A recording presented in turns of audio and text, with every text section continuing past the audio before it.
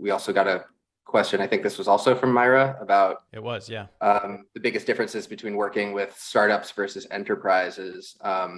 I guess one thing I'm kind of curious about, because you just touched on it while we were talking about agencies, is the logo thing, and like that you worked with HubSpot. I can't think of a much more recognizable logo to have in, at least in marketing SaaS in that world. Yeah. But yeah, do you want to take the lead on biggest differences that you've experienced working with startups versus larger companies or enterprises?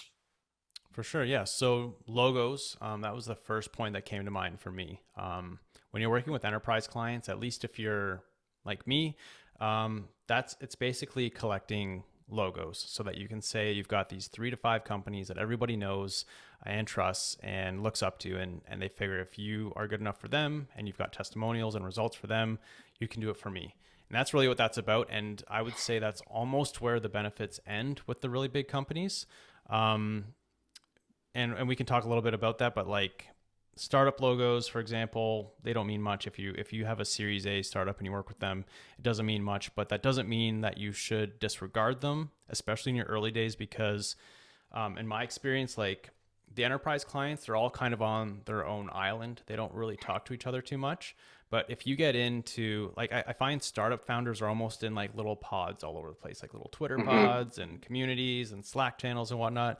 And so if you do a really good job for a startup who's kind of connected to other startups, like they are always exchanging tips and resources and contacts. And so I've definitely generated a lot of business just by doing a really good job for a few startups who are well connected.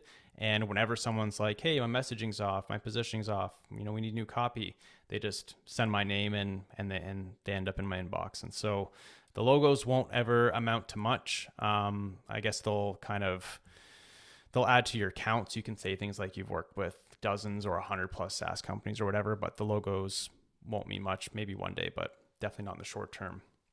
Do you have anything to add on logos? Um, yeah, I mean, I guess, one thing I'm not so much necessarily directly about logos, but I remember, kind of like early on when I, decided I wanted to work with SaaS companies, I remember as an exercise trying to think of like, okay, like what would my dream clients be? And so I'm thinking about, all, I don't even remember what they were, but, just like probably whatever, at the time was the whatever, I don't know, intercom or Yeah, these, Intercom, big, Salesforce. yeah, or something. I probably knew better than to say I wanted to work for Salesforce, but I think I had this idea in my head that my dream client would be this like company that I know of and recognize. And so far, all my favorite clients have been companies that I never heard of. Like it's just like I didn't know that company existed, and one day they end up on my website, and I have they fill out my form, and all right, I'll get on the phone with this person, and then 9 months later, we've been working together, and it's going great, and I got a case study out of it, and they're having like we're winning on beating controls and things like that. So Yep. I think that's another thing to keep in mind, is that there are, your dream client might be a company you've never heard of. Yep. Yeah, it's like the logos, the companies that you would assume are the dream clients, get some of those so that your actual dream clients can find you and trust you. Yeah, 100%. I would agree. If I look back at some of my favorite clients, and some of the best paying clients too, they were not publicly traded companies. They were some of them successfully self-funded, Series A, maybe Series B. So some money, but not a ton, but just a great respect for what it is that people like you and I do, and the willingness to just kind of trust me to do my job, not nickel and dime trying to knock like $500 off the price. Just trust that they've got the right person. They wait until I'm available. And when it's time to go, like they've got their team ready to send me whatever it is I need. No questions about paying 100% up front. Like they just trust me to do my thing. And, yeah, that's usually not attached to like a top 10 or even top 50 logo. So Yep. yeah, I jump at the opportunity to work with those types of clients. And for the types of clients where it's 100% about the logo, I don't even know if I would do that really anymore. Um, if I felt like I was going to be getting into just like a completely messy situation, but I would come out with a logo, I don't think I would do that anymore. But definitely in the early days, for sure. It's funny because you say this and it's making me real. I'm having like a little bit of like I'm feeling insecure because I don't have any of those logos. I haven't worked with any company that would be like everyone who works in SaaS would recognize, that company. Um, so yeah, I'm wondering now. I'm like, do I need to go find some company and Yeah, get the maybe get a logos? couple. What you do have though, that I don't have is like a really long relationship with a company that did a really good job of measuring everything that you've done. So I think that makes up for it.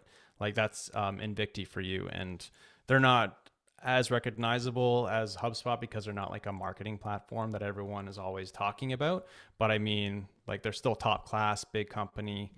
Um, so yeah, I think you've kind of got that covered for Yeah. sure. And I mean, there's so many companies too that are like, you know, that it's like you don't realize that it's like, oh, every single company like actually uses this software in the background. Like it's this Oh like yeah. massive company. It's some, whatever cloud based, like it's just like something that just like operates completely in the background and it's like this massive company and like no one's ever heard of it. So That's pretty much the case for anything that doesn't serve like marketers or salespeople because we have the biggest mouths, and so everything that we use gets a lot of publicity. But yeah, like developer tools, security tools, things like that, they're massive companies, and you're right, no one talks about them because developers aren't all over Twitter talking about themselves.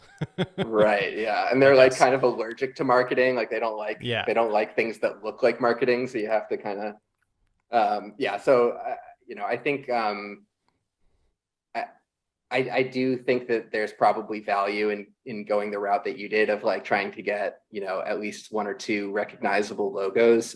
So, I'm actually going to think about that a little bit. Like maybe it's time for me to do some cold or warm outreach to some of these companies. I probably have somewhat, enough people in my network that can get me in touch with someone. But yeah, like I And wonder if great that, case studies too. yeah, Like I'm great like case wondering if studies you that's can. something that's holding me back is like they're like, I haven't he hasn't worked with HubSpot and this guy Josh has worked with HubSpot. So Yeah. obviously Josh is better. Obviously, yeah. Yeah, I think it's legit, especially in the early days. I feel like now you've got like enough of a reputation. A lot of copywriters know who you are. A lot of marketers know who you are, and you got the case study. So, I mean, it never hurts to get a logo or two. But yeah, I feel like you're far ahead of people who are just getting started.